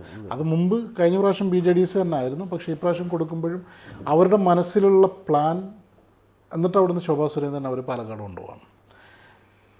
എന്താണ് BJPയിൽ പ്രോബ്ലം എന്നുള്ളത്, ഇതാണോ പ്രോബ്ലം അതല്ല BJP വേറെ എന്തെങ്കിലും കണ്ടിട്ടുണ്ടോ എന്നുള്ളത് താങ്കൾ പറഞ്ഞ മാതിരി ചിലപ്പോൾ ഇലക്ഷന് ശേഷം നമുക്കത് അല്ലേ. ഞാൻ പറയുന്നത് നോക്കൂ, തൃപ്പൂണിത്തുറ അവരെങ്ങനെയാണ് എക്സ്പ്ലെയിൻ ചെയ്യാൻ പോകുന്നത്? ഞാൻ അതിൽ വളരെ ഇൻട്രസ്റ്റഡ് ആണ്. അതെന്തിന് 2020 ചോദിച്ചതാണോ അതല്ല 2020 ചോദിക്കാതെ കൊടുത്തതാണോ, അതെന്താണെന്നുള്ളത് എനിക്കറിയാൻ ഇൻട്രസ്റ്റ് ഉണ്ട്. കാരണം അവിടെ എനിക്ക് തോന്നുന്നു 2019 2ാം സ്ഥാനത്താണ്. ലോക്സഭാ ഇലക്ഷൻ്റെ സമയത്ത് തൃപ്പൂണിത്തറയിൽ പിന്നെ 2ാം സ്ഥാനത്ത്. 2021 വിശ്വംഭര മാഷ് അല്ലേ, അവരും 40,000 വോട്ട് അങ്ങനെ പിടിച്ച സ്ഥലമാണ്. അപ്പോൾ അവിടെ പോയിട്ട് ഒരു 2020 ആണ്. നാളെ അവർക്ക് ഇതിൻ്റെ തൊട്ട് മുമ്പ് ആം ആദ്മി ആയിട്ടായിരുന്നു അലയൻസ്. അവർ കോൺഗ്രസ് ആയിട്ട് ഡിസ്കസ് ചെയ്തു, എത്തിയില്ല, അല്ലെങ്കിൽ അത് അങ്ങനെ പല ന്യൂസുകളും ഉണ്ടായിരുന്നു. ഇന്ന് BJPയിലേക്ക് പോകുന്നു. ഒരു ഉറപ്പില്ല നെക്സ്റ്റ് ഇലക്ഷനിൽ അവർ BJPൻ്റെ കൂടെ ഉണ്ടാവുമോ ഇല്ല എന്നുള്ളത് ഒരു ഉറപ്പില്ല. നാഷണലിൽ എന്തെങ്കിലും മാറ്റം വന്നാൽ അവർ തിരിച്ചു പോകുമോ, അവർ സ്വന്തമായി ഇത് വരുമോ, ഒന്നും നമുക്കറിയില്ല. അവിടെ ഇങ്ങനെയുള്ള ചില മണ്ഡലങ്ങളിൽ 20 സീറ്റ് കൊടുക്കാൻ മാത്രം എന്ത് റിലവൻസാണ് 2020 എന്നുള്ളത് ഒരു ക്വസ്റ്റ്യനല്ലേ. ഒബ്വിയസ്ലി കുന്നത്തുനാട് അവർക്ക് അവരുടെ സ്ട്രോങ് ഹോൾഡാണ്. പിന്നെ അതിൻ്റെ അപ്പുറത്തേക്ക് നോക്കൂ, ഈ ലോക്കൽ ബോഡി ഇലക്ഷനിൽ എറണാകുളത്തും തൃപ്പൂണിത്തുറയൊക്കെ അവരുടെ പെർഫോമൻസ് എന്താണ്? വളരെ മോശമാണ്. മീൻസ് അവരൊരു റിലവൻ്റ് അല്ലാത്ത രീതിയിലുള്ള പെർഫോമൻസ് കാഴ്ചവെച്ച സ്ഥലത്ത് അവർ കൊടുക്കുന്നു. അതേപോലെ ആറന്മുളയിൽ കൊടുത്തു, എന്നിട്ട് പിന്നെ തിരിച്ചു വാങ്ങി. പിന്നെ ഏറ്റുമാനൂർ കൊടുക്കുന്നു. ഇത് വല്ല അതാണ് ഞാൻ പറഞ്ഞത്. നിങ്ങൾ പറഞ്ഞ പോലെ എന്തെങ്കിലും അബദ്ധം പറ്റിയതാണോ, BJP ആണ്, നമുക്കറിയില്ല എന്താ സംഭവിച്ചതെന്നുള്ളത്. അല്ല, നിലവിലെ BJPക്ക് അബദ്ധം പറ്റുമെന്നുള്ളത് പണ്ടത്തെ BJPക്ക് അബദ്ധം പറ്റുമായിരുന്നു. നിലവിലെ BJPക്ക് അബദ്ധം പറ്റാൻ സാധ്യത വളരെ കുറവാണ്. കാരണം ഇതൊക്കെ മുകളിൽ നിന്ന് ടാബിൽ വന്ന് പ്രസൻറ്റ് ചെയ്ത് ഇങ്ങനെ പറഞ്ഞു കൊടുക്കുന്നൊരു സാധനമാണ്. അപ്പോൾ അതുകൊണ്ടാണ് നമുക്കത് മനസ്സിലാവാത്തതും എന്താണെന്നുള്ളത്. പിന്നെ വേറെ സംഗതിയുണ്ട്, ഇവിടുന്ന് കേരളത്തിൽ നിന്ന് കേന്ദ്രത്തിലേക്ക് പോകുന്നൊരു കമ്മ്യൂണിക്കേഷൻ സംഗതിയുണ്ട്. BJP ഇവിടുന്ന് കേന്ദ്ര നേതൃത്വത്തോട് കൊടുക്കുന്നൊരു കമ്മ്യൂണിക്കേഷൻ. ആ കമ്മ്യൂണിക്കേഷനകത്ത് ഇവർ എന്താണ് പറയുന്നതിനനുസരിച്ചാണ് അവർ സമ്മതിക്കുക. അപ്പോൾ ഈ കമ്മ്യൂണിക്കേഷൻ ചിലപ്പോൾ അവർ 2020 എന്ന് പറയുന്ന ഐഡിയ ഭയങ്കരമായിട്ട് പ്രൊമോട്ട് ചെയ്ത് ചിലപ്പോൾ ക്ഷമിച്ചിട്ടുണ്ടാകും. അതിലായിരിക്കും സംഭവിച്ചിട്ടുണ്ടാകും. എനിവേ, നമ്മൾ അതിൽ നിന്നും കേരളത്തിലെ മറ്റൊരു ടോക്കിംഗ് പോയിൻ്റായിട്ടുള്ള മുസ്ലിം ലീഗ്. കേരളത്തിൽ വളരെ ബുദ്ധിപരമായ, എൻ്റെ പേഴ്സണൽ ഒബ്സർവേഷനിൽ ബുദ്ധിപരമായ സ്ഥാനാർത്ഥികളെ പ്രഖ്യാപിച്ച ഒരു പാർട്ടിയാണ് മുസ്ലിം ലീഗ്. കാരണം ഇപ്രാവശ്യം മുസ്ലിം ലീഗിൻ്റെ പ്രത്യേകത 2 വനിതാ സ്ഥാനാർത്ഥികൾ, കൂടാതെ മുമ്പ് ഇലക്ട്രൽ പൊളിറ്റിക്സിലില്ലായിരുന്ന അസംഖ്യം യുവ നേതാക്കന്മാർ, അതോടൊപ്പം തന്നെ എക്സ്പീരിയൻസ്ഡ് ആയിട്ടുള്ള ഇപ്പം കുഞ്ഞാലിക്കുട്ടിയെ പോലുള്ള നേതാക്കന്മാർ. മുസ്ലിം ലീഗ് പൊതുവെ പറയപ്പെടുന്നത് പിന്നെ മിനിമം 24ൻ്റെ മുകളിൽ സീറ്റ് ജയിക്കുമെന്നൊക്കെയാണ് പറയപ്പെടുന്നത്, ഏറ്റവും മിനിമം. എന്താണ് മുസ്ലിം ലീഗ് എന്ന് പറയുന്ന രാഷ്ട്രീയ പാർട്ടിയുടെ നിലവിലുള്ള വളർച്ചയെ, അല്ലെങ്കിൽ അവർ എന്താണ് അതിനെപ്പറ്റി? എനിക്ക് നിങ്ങൾ പറഞ്ഞൊരു ഒപ്പീനിയനോട് ഞാൻ ചേർന്ന് നിൽക്കുന്ന ഒപ്പീനിയൻ തന്നെയാണുള്ളത്. ഇപ്പോൾ 27 സീറ്റിൽ മുസ്ലിം ലീഗ് പ്രഖ്യാപിച്ചതിൽ സാമാന്യം ഭേദപ്പെട്ട, ആദ്യം പ്രഖ്യാപിച്ച 25 സീറ്റിലും അവർ സാമാന്യം ഭേദപ്പെട്ട ഒരു നല്ല ലിസ്റ്റ് തന്നെയാണ്. എനിക്ക് തോന്നുന്നൊരു കാര്യം, ഇപ്പം വള്ളിക്കുന്ന് അവരുടെ ഒരു ഷുവർ സീറ്റാണ്. അവിടെ ഹമീദ് മാഷ മാറ്റിയിട്ട് കൊണ്ടോട്ടിയിലെ MLA ആയിരുന്നു TV ഇബ്രാഹിമിനെ വള്ളിക്കുന്നിൽ പ്ലേസ് ചെയ്യാണ്. ആ ലോജിക്ക് മാത്രമാണ് എനിക്ക് മനസ്സിലാവുന്നത്. എന്തിനാണ് അങ്ങനെ ഇത് രണ്ടും ഷുവർ സീറ്റാണ്. കൊണ്ടോട്ടിയിൽ TV നിർത്തിയാൽ സ്വാഭാവികമായും പ്രാദേശികമായ ചില എതിർപ്പുകളൊക്കെ ഉണ്ടായിരുന്നു. കേൾക്കുന്നു. പക്ഷേ അതൊക്കെ മുസ്ലിം ലീഗ് പ്ലേസ് ചെയ്ത് കഴിഞ്ഞാൽ അതിന് പ്രത്യേകിച്ച് ആൻസറൊന്നും അല്ലെങ്കിൽ അങ്ങനെ പറയേണ്ട ആവശ്യമൊന്നുമില്ല. അത് കൊണ്ടോട്ടി പോലുള്ളൊരു മണ്ഡലത്തിൽ സുഖമായിട്ട് ജയിച്ചു പോരാവുന്ന ഒരു സ്ഥലത്ത് ടി വിയെ വള്ളിക്കുന്നിലേക്ക് മാറ്റുന്നു. അമീത് മാഷ മാറ്റി ടി വിനെ കൊണ്ടുവരുന്നു. പക്ഷെ അവിടെ കുറേയും കൂടിയും അവർക്ക് വേറെയും ചോയ്സ് കൊടുക്കായിരുന്നു എന്നുള്ളതാണ് എനിക്ക് തോന്നുന്നത്. ബാക്കി അവരെ കാൻഡിഡേച്ചർ നിങ്ങൾ പറഞ്ഞ പോലെ ഒരു അടിപൊളി കാൻഡിഡേച്ചർ, പിന്നെ ഒരു കാൻഡിഡേറ്റ് ലിസ്റ്റാണ് എന്നുള്ളതാണ് എനിക്ക് തോന്നുന്ന ഒരു സാധനം. അതിൽ തന്നെ 2 വനിതാ കാൻഡിഡേറ്റിന് കൊടുക്കുന്നു. ഇപ്പം പിന്നെ പേരാമ്പ്രയിലേക്ക് ഫാത്തിമ തലിയെ പിന്നെ ആ ലിസ്റ്റിൽ വരുന്ന സമയത്ത് ആളുകളെല്ലാവരും പറഞ്ഞിരുന്ന ഒപ്പീനിയനൊക്കെ മാറുന്നു. അവിടെ ഒരു നല്ല ഫൈറ്റ് ഉണ്ട് എന്നുള്ളൊരു പ്രതീതി അവിടുത്തെ റിപ്പോർട്ടുകളും അല്ലെങ്കിൽ അങ്ങനെ വരുന്നു. അവരെ ക്യാമ്പയിനിങ്ങൊക്കെ വളരെ അവരെപ്പോഴും എന്ത് ചെയ്യുന്നു, ന്യൂസിൽ നിറഞ്ഞു നിൽക്കുന്നു എന്നുള്ളത് തന്നെ അവരുടെ ഒരു റിലവൻസും ആ പാർട്ടീൻ്റെ തീരുമാനവും നല്ലതായിരുന്നു എന്നുള്ളതാണ് എനിക്ക് തോന്നുന്നത്. ഞാൻ ഇത് നിങ്ങൾ ഒരു 25 സീറ്റ് ജയിക്കും എന്നൊന്നും ഞാൻ വിചാരിക്കുന്നില്ല. അവരുടെ ഏറ്റവും ബെസ്റ്റ് പെർഫോമൻസ് 2011 തെരഞ്ഞെടുപ്പിലാണ്. 24 സീറ്റിൽ മത്സരിച്ചിട്ട് 20 സീറ്റ് ജയിച്ചതായിരുന്നു. അതിനോട് ചേർന്ന് നിൽക്കുന്ന ഒരു പെർഫോമൻസ് എനിക്ക് തോന്നുന്നൊരു 18-19 സീറ്റൊക്കെ ഒരു പക്ഷേ മുസ്ലിം ലീഗിന് കിട്ടാൻ ചാൻസ് ഉണ്ട് എന്നുള്ളതാണ് എനിക്ക് തോന്നുന്നത്. ഇല്ലേ, സാധാരണ ഇപ്പോൾ മുസ്ലിം ലീഗിൻ്റെ കാര്യം പറയുമ്പോൾ തന്നെ വരുന്നൊരു പൊതുവെയുള്ള സംഭാഷണമാണ് കേരളത്തിലെ മുസ്ലിം വോട്ട് എന്ന് പറയുന്നത്. കാരണം മുസ്ലിം ഗ്രൂപ്പുകൾക്കും മുസ്ലിം കമ്മ്യൂണിറ്റിക്കും പൊതുവെ ഏത് മേഖല എടുത്തു നോക്കിയാലും, രാഷ്ട്രീയമാണെങ്കിലും സാഹിത്യമാണെങ്കിലും സാംസ്കാരിക മേഖലകളാണെങ്കിലും ഭയങ്കരമായി വിസിബിലിറ്റി ഉള്ളൊരു സംസ്ഥാനമാണ് കേരളം. അത് കേരളത്തിൻ്റെ പൊതുവായിട്ടുള്ളൊരു നേച്ചറും കൂടാണ്. അതായത് കേരളം അങ്ങനെ പബ്ലിക്കലി ഇൻജസ്റ്റിസ് എന്ന് പറയുന്ന സാധനം കമ്മ്യൂണിറ്റികളോട് ചെയ്യുന്നൊരു സംഗതിയില്ല.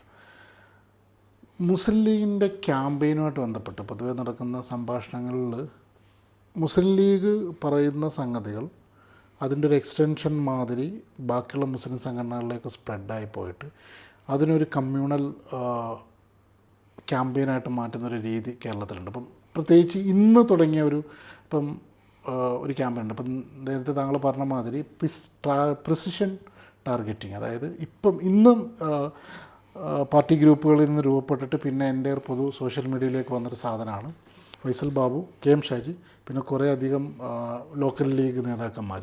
ഇവനൊരു പ്രമുഖ സുന്നി യുവ പണ്ഡിതനുണ്ട്, സിംസാറുൽ ഹക്ക് ഹുദവി. അദ്ദേഹം ലീഗിൽ നിങ്ങൾ മെമ്പർഷിപ്പായി കഴിഞ്ഞാൽ ലീഗിൽ തങ്ങളുണ്ട്, അതുണ്ട്, ഇതുണ്ട്, അപ്പം ലീഗിലെത്തിക്കഴിഞ്ഞാൽ അങ്ങനെയാണ് നിങ്ങൾ ഒന്നും എടുക്കേണ്ട, അങ്ങനെ എന്തൊക്കെയുള്ള ഡയലോഗുകൾ. ഇതെല്ലാം കൂടെ ഒരുമിച്ച് വെച്ചിട്ട് 2 പെൺകുട്ടികളെ കൊണ്ട് ഇതിൻ്റെ പിറകിൽ ഡയലോഗ് പറയിപ്പിച്ചിട്ട് ഒബ്വിയസ്ലി നിങ്ങൾക്കത് കാണുമ്പോൾ മനസ്സിലാവും അത് ആ ഒരു സാധനം വന്നേക്കുന്നത് തന്നെ CPMൻ്റെ ഇതിൽ നിന്നാണ്.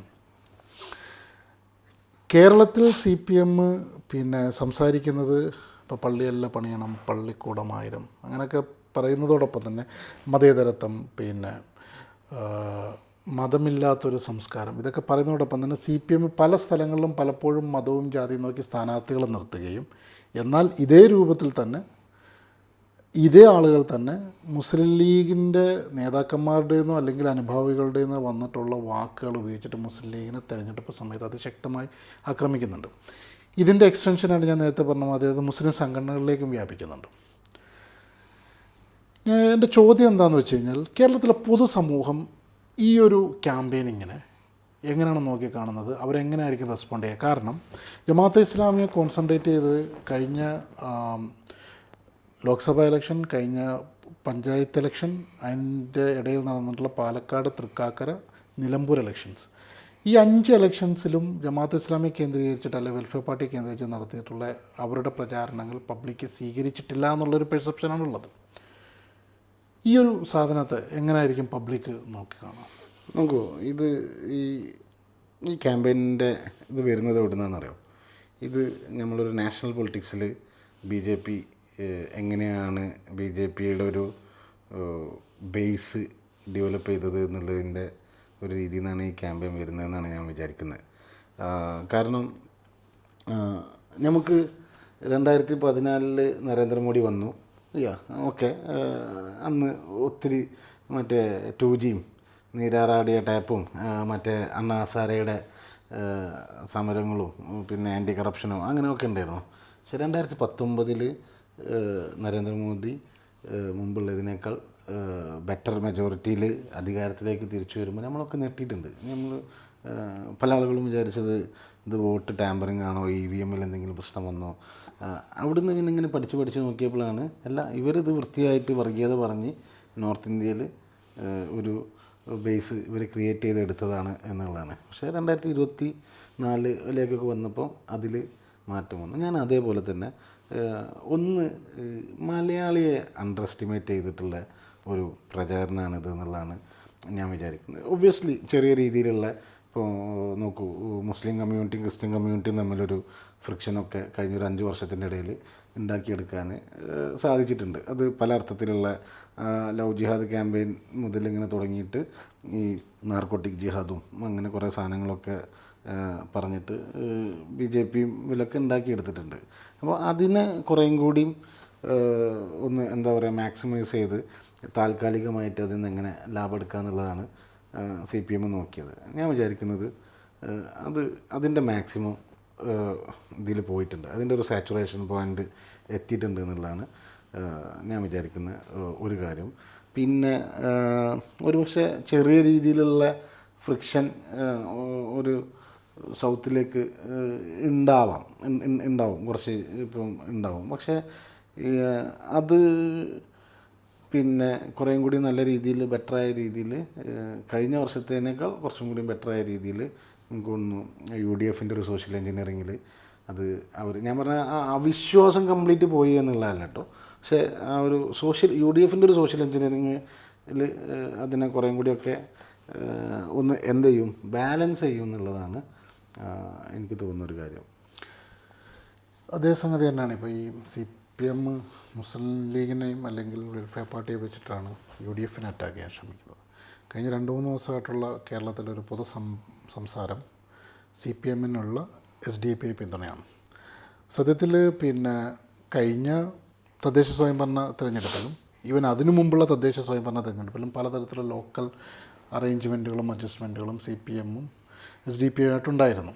പക്ഷേ ഇപ്പോഴാണ് ഓപ്പണായിട്ട് SDPI പ്രവർത്തകർ ഉൾപ്പെടെ പറഞ്ഞിട്ടുണ്ട്, പാർട്ടി ആവശ്യപ്പെട്ടിട്ടുണ്ട് CPM-ന് വോട്ട് ചെയ്യുക എന്നുള്ളത്.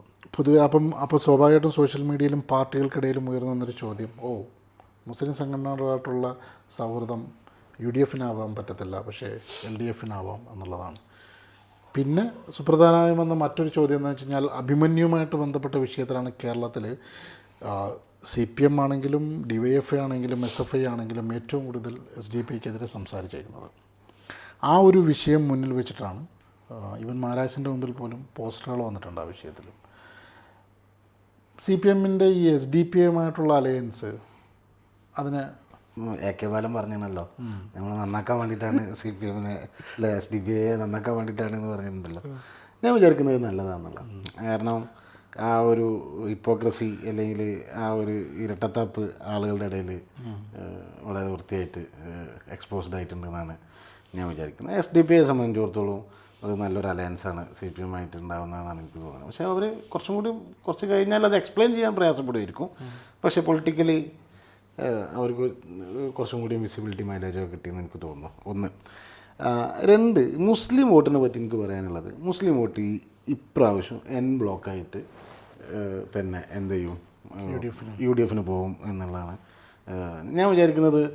നോക്കൂ, മലബാറിലെ സീറ്റ് ഫിക്സ്ഡാണ്. മലബാറിലെ സീറ്റുകൾ ഓൾമോസ്റ്റ് ഇപ്പം തന്നെ വേണമെങ്കിൽ നമുക്ക് പറയാൻ പറ്റുന്ന രീതിയിൽ ഫിക്സ്ഡാണ്. കോഴിക്കോട് ഒരു 4-5 മണ്ഡലങ്ങളിൽ നല്ല ടൈറ്റ് ഫൈറ്റ് നടക്കുന്നുണ്ട്. ബാക്കിയൊക്കെ ഏകദേശം ഫിക്സ്ഡ് ആണെന്നാണ് എനിക്ക് തോന്നുന്നത്. പക്ഷേ ഈ SDPIയുമായുള്ള CPM-ൻ്റെ ഈ നീക്കുപോക്ക് ഒരു പക്ഷേ സൗത്തിൽ CPM-നെ സംബന്ധിച്ചിടത്തോളം എന്തായിരിക്കും, ബുദ്ധിമുട്ടുണ്ടാക്കും. എസ്പെഷ്യലി തിരുവനന്തപുരം പിന്നെ കൊല്ലത്തും ഒക്കെ CPM-നെ ബുദ്ധിമുട്ടുണ്ടാക്കും എന്നുള്ളതാണ് എനിക്ക് തോന്നുന്നൊരു കാര്യം. അതെന്തുകൊണ്ട്, ഏത് ഗ്രൂപ്പ് അവർക്കെതിരെ തിരിയും, അല്ലെങ്കിൽ ഏത് ഗ്രൂപ്പ് എന്ന് വെച്ച് കഴിഞ്ഞാൽ പിന്നെ ഒരു പക്ഷേ അവരുടെ കറണ്ട് അവരെ CPM-നെ ഏറ്റവും നന്നായിട്ട് സപ്പോർട്ട് ചെയ്യുന്ന ഈഴവ വോട്ട് ഇപ്പോൾ BJP കഴിഞ്ഞ് ലോക്സഭയിലേക്ക് പോയ വോട്ടുണ്ടല്ലോ, അത് തിരിച്ചു വരാതിരിക്കും എന്നാണ് എനിക്ക് തോന്നുന്നൊരു കാര്യം. കാരണം അത് തിരിച്ചു വരേണ്ട കുറച്ച് വോട്ടുകൾ ഓല് CPM അതിനനുസരിച്ച് പണിയെടുത്തിട്ടുണ്ടല്ലോ. അപ്പം പിന്നെ വെള്ളപ്പള്ളിയൊക്കെ പറഞ്ഞ കുറേ സ്റ്റേറ്റ്മെൻറ്റുകൾ അന്തരീക്ഷത്തിലുണ്ടല്ലോ, അതിനെ സാധൂകരിക്കുന്ന രീതിയിൽ പിന്നെ എന്താണ് മുസ്ലിങ്ങൾക്ക് റിലവൻസ് എന്ന് പറയുന്ന ഒരു സാധനം ഉണ്ടല്ലോ, അതൊരു പക്ഷേ ഈ വോട്ടുകൾ BJP സ്റ്റേ ചെയ്യാനോ അതല്ലെങ്കിൽ അത് താൽക്കാലികമായി ഈ ടൈമിൽ കോൺഗ്രസ്സിലേക്ക് പോകാനോ ഉള്ളൊരു കാര്യം. ഞാൻ കോൺഗ്രസ്സിലേക്ക് പോകാനെന്ന് പറയാൻ കാരണം എന്ന് വെച്ചാൽ കോൺഗ്രസിൻ്റെ ഈ സ്ഥാനാർത്ഥി ലിസ്റ്റിനോട് എനിക്കത്ര മതിപ്പൊന്നുമില്ല. കാരണം കോൺഗ്രസിൻ്റെ ലിസ്റ്റ് ഹൈലി ഈ പറയുന്ന ഒരു സോഷ്യൽ എൻജിനീയറിങ് സഭയും പിന്നെ ശിവഗിരി മഠത്തുനിന്ന് കൊടുത്ത ലിസ്റ്റിനൊക്കെ തന്നെ അവർ ഒരു ഇമ്പോർട്ടൻസ് കൊടുത്തിട്ടുണ്ട്. VD സതീശൻ നിരന്തരം പറഞ്ഞൊരു വാക്കുണ്ട്, എല്ലാ ഇൻ്റർവ്യൂവിലും പറഞ്ഞ വാക്കുണ്ട്, ഞങ്ങളിൽ നിന്ന് അകന്നു പോയ കുറേ ഘടകങ്ങളെ ഞങ്ങൾ തിരിച്ചു കൊണ്ടുവന്നു എന്നുള്ളത്. അതൊന്നുമല്ല, എല്ലാവരും പരിഗണിച്ചു, എല്ലാവർക്കും വേണ്ടിയിട്ട് എന്ത് ചെയ്തു, സീറ്റ് ഓരി വെച്ച് കൊടുത്തു, ഇനി നിങ്ങൾ ജയിപ്പിച്ചിരണം എന്നുള്ളതാണ്. ഇപ്പോൾ VD സതീശൻ അത് പറഞ്ഞിട്ടുണ്ട്, എല്ലാവർക്കും എല്ലാ സമുദായത്തിനും കൃത്യമായിട്ട് ബാലൻസ്ഡ് ആയിട്ട് വീതിച്ചു കൊടുത്തിട്ടുണ്ട്, ആരെയും പരാതിയില്ലാതെ വീതിച്ചു കൊടുത്തിട്ടുണ്ട്. അതാണ് ആക്ച്വലി UDFൻ്റെ ഒരു രീതി. ആ രീതി ഇപ്രാവശ്യം തിരിച്ചു കൊണ്ടുവന്നു എന്നുള്ളത് എനിക്ക് തോന്നുന്നു അതൊരു പ്രോഗ്രസീവ് പൊളിറ്റിക്സിനെ സംബന്ധിച്ചിടത്തോളം അത്ര ആശാവഹമായ ഒരു കാര്യമാണെന്നുള്ളത് ഞാൻ വിചാരിക്കുന്നില്ല. അപ്പോൾ ഇത് ഒരു പക്ഷേ സൗത്തിൽ ചെറിയ രീതിയിലുള്ള ഇമ്പാക്റ്റ് ഉണ്ടാക്കുകയും ഒരു പക്ഷേ അത് UDFനെ ഏതെങ്കിലും അർത്ഥത്തിൽ ഹെൽപ്പ് ചെയ്യുകയും ചെയ്യുന്നതാണ് എനിക്ക് തോന്നുന്നത്. ഈ SDPI അലയൻസ് ഒരു BJP പോയ വോട്ടുകൾ, ലോക്സഭയിൽ BJP പോയ വോട്ടുകൾ തിരിച്ചു വരാതിരിക്കുകയോ അല്ലെങ്കിൽ അത് താൽക്കാലികമായി UDF പോവുകയോ ചെയ്യും എന്നെനിക്ക് തോന്നുന്നു. ഇതിലിപ്പോൾ വെള്ളാപ്പള്ളി നടേശൻ്റെ കാര്യം പറഞ്ഞുകൊണ്ട്, കാരണം കേരളത്തിൽ പൊതുവെ രാഷ്ട്രീയ ചർച്ച നടക്കുമ്പോൾ ഉണ്ടാകുന്നൊരു സംഭാഷണമാണ് ഈഴവ വോട്ടുകൾ നഷ്ടപ്പെടാതിരിക്കാൻ വേണ്ടിയിട്ടാണ് പിണറായി വിജയനും CPIM അല്ലെങ്കിൽ LDF വെള്ളാപ്പള്ളി നടേശനെ പിണക്കാതിരിക്കുന്നത് എന്നുള്ളൊരു വർത്തമാനമുണ്ട്. കാരണം ഇതെത്രത്തോളം സത്യമാണ്? കാരണം ഞാൻ ഈ ചോദിക്കാനുള്ള റീസൺ എന്താണെന്ന് വെച്ച് കഴിഞ്ഞാൽ, കേരളത്തിൽ ഏറ്റവും കൂടുതൽ എൻ ബ്ലോക്ക് പൊളിറ്റിക്സ് കളിച്ചിരുന്ന, ചരിത്രപരമായിട്ട് ചെയ്തിരുന്നൊരു ഗ്രൂപ്പായിരുന്നു മുസ്ലിങ്ങൾ. ഇപ്പം മലപ്പുറത്ത് ഒക്കെ മലപ്പുറം, കോഴിക്കോട്, പിന്നെ കേരളത്തിലെ അറിയപ്പെട്ട മുസ്ലിം കേന്ദ്രങ്ങളിലൊക്കെ ഒന്നുകിൽ കോൺഗ്രസ്സിനോ അല്ലെങ്കിൽ ലീഗിനോ വോട്ട് ചെയ്യുന്നൊരു സംസ്കാരമായിരുന്നു ഉണ്ടായിരുന്നത്. പക്ഷേ PK കുഞ്ഞാലിക്കുട്ടിയുടെ പരാജയം കുറ്റിപ്പുറം, TK ഹംസ മലപ്പുറത്ത് നിന്ന് വിജയിക്കുന്നത്, ലോക്സഭയിലേക്ക് വിജയിക്കുന്നത്, പൊന്നാനിയിൽ ഹിസ്റ്റോറിക്കലി കുറേ കാലങ്ങളായിട്ട് CPM വിജയിക്കുന്നത്, ഒരുപാട് മുസ്ലിം കേന്ദ്രങ്ങളിൽ നിന്നും മുസ്ലിം വോട്ടുകൾ കോൺഗ്രസിൽ നിന്നും ലീഗിൽ നിന്നും മാറിയിട്ട് CPM പോകുന്നത്, ഇത് ഒരു മുസ്ലിം കമ്മ്യൂണിറ്റിക്കിടയിൽ ഇടക്കാലത്തുണ്ടായ വലിയൊരു മാറ്റമാണ്. പക്ഷേ ലോക്സഭാ ഇലക്ഷൻ നടക്കുമ്പോഴോ അല്ലെങ്കിൽ ഒരു പൊളിറ്റിക്കൽ അവയർനെസ്സിൻ്റെ ഭാഗമായിട്ട് മുസ്ലിങ്ങൾ വോട്ട് ചെയ്യുമ്പോൾ അത് നേരെ തിരിച്ച് UDF വന്നിട്ടുണ്ട്. അപ്പോൾ കമ്മ്യൂണിറ്റികൾക്കുള്ളിൽ, ഇപ്പോൾ ക്രിസ്ത്യൻ കമ്മ്യൂണിറ്റിക്കുള്ളിലും ഈ പറഞ്ഞ മാതിരി സംഭവങ്ങൾ കാണുന്നുണ്ട്. ഒരേ സമയം കേരള കോൺഗ്രസ്സിനെ ഭയങ്കരമായി പൊക്കിക്കൊണ്ട് വന്നിട്ട് കേരള കോൺഗ്രസ്സിന് എതിരെയും വോട്ട് ചെയ്ത സംഭവവികാസങ്ങളുണ്ടായിട്ടുണ്ട്. അതായത് UDF ഉണ്ടായിരുന്ന കേരള കോൺഗ്രസ്സിനെതിരെ. ഈ ഒരു പ്രോസസ്സ് കേരളത്തിലെ ഈഴവ വോട്ടിനുള്ളിലും നടന്നിട്ടുണ്ടാവില്ലേ? അതോ ഇപ്പോഴും ഈഴവ വോട്ട് എൻ ബ്ലോക്ക് ഒക്കെ? അല്ല, ഇതിൽ ഈഴവ വോട്ടില്ലേ എനിക്കതിൽ തോന്നിയിട്ടുള്ളൊരു കാര്യം, ഒറ്റ കാര്യം എടുത്താൽ മതി. കഴിഞ്ഞ 5 ഇലക്ഷൻ എടുക്കുക, വെള്ളാപ്പള്ളി പറഞ്ഞത് എന്താ ശരിയായത്? കഴിഞ്ഞ 5 ഇലക്ഷൻ എടുത്തു, വെള്ളാപ്പള്ളി ആരെ തോൽപ്പിക്കണം എന്ന് പറഞ്ഞോ അവരൊക്കെ തന്നെ ജയിച്ചിട്ടുണ്ടെന്നാണ് തോന്നുന്നത്. അപ്പോൾ ഇതിൽ നിന്നും എന്തുകൊണ്ട് CPM പഠിക്കുന്നില്ല എന്ന് ചോദിച്ചു കഴിഞ്ഞാൽ CPM വേറെ ഓപ്ഷൻ ഇല്ല എന്നുള്ളതാണ് എനിക്ക് തോന്നുന്നത്. അല്ലെങ്കിൽ പിന്നെ അതിന് വളരെ ഒറ്റ ഉത്തരവുള്ളൂ, CPM ജനങ്ങളുടെ പൾസ് മനസ്സിലാവാതായിട്ടുണ്ട് എന്നുള്ളതാണ് എനിക്ക് തോന്നുന്നത്. കാരണം CPM മുമ്പൊക്കെ ഇലക്ഷൻ കഴിഞ്ഞാൽ അവരത് ആക്യുറേറ്റായിട്ട് പ്രെഡിക്റ്റ് ചെയ്യുമായിരുന്നു. കഴിഞ്ഞ ലോക്സഭയിലുള്ള ഒരു UDFൻ്റെ ലാൻഡ് സ്ലൈഡ് വിക്ടറി ഒന്നും CPM ഒരർത്ഥത്തിലും മനസ്സിലായിട്ട് പോലും ഉണ്ടായിട്ടുണ്ടായില്ല. അപ്പോൾ എനിക്ക് തോന്നുന്നു ആ ഒരു സാധനം ഇതൊക്കെ UDFൻ്റെ ഒരു സ്റ്റൈലാണല്ലോ. ഏത് സാമുദായിക നേതാക്കന്മാരെ പോയി കാണുക, പിന്നെ അരമനയിൽ പോവുക, മഠത്തിൽ പോവുക, പള്ളിയിൽ പോവുക എന്നൊക്കെ പറയുന്നത് UDFൻ്റെ ഒരു സ്റ്റൈൽ, അവരൊരു എൻജിനീയറിങ്. അതിലേക്ക് പിന്നെ LDF മാറുന്നു. എൽ ഡി എഫിന് ആളുകൾ അങ്ങനെ പ്രതീക്ഷിക്കുന്നില്ല. എൽ ഡി എഫിന് വോട്ട് ചെയ്യുന്നത് ഒരു ഉദ്ദേശം വെച്ചിട്ടും യു ഡി എഫിന് വോട്ട് ചെയ്യുന്നത് ഒരു ഉദ്ദേശം വെച്ചിട്ടുമാണ് കേരളത്തിൽ ആൾക്കാർക്ക് അറിയാം. ആൾക്കാർ അതിലുള്ളൊരു മെജോറിറ്റി ആൾക്കാർക്കും എന്താണ് എൽ ഡി എഫ് എന്നും എന്താണ് യു ഡി എഫ് എന്നും എന്താണ് ബി ജെ പി എന്നും അറിഞ്ഞുകൊണ്ട് തന്നെ കൊടുക്കുന്ന വോട്ടാണത്. അപ്പോൾ അത് മനസ്സിലാക്കാൻ പറ്റുന്നില്ലെങ്കിൽ എനിക്ക് തോന്നുന്നു ആ പാർട്ടി അത്രയും ഡിസ്റ്റൻസ്ഡായി പോകുന്നു എന്നുള്ളത് മാത്രമേ അതിനൊരു ഉത്തരവുള്ളൂ എന്ന് എനിക്ക് തോന്നുന്നത്. അതല്ലാതെ വേറെ എന്തെങ്കിലും ഉത്തരം ഉണ്ടോ എന്നുള്ളത് എനിക്കറിയില്ല.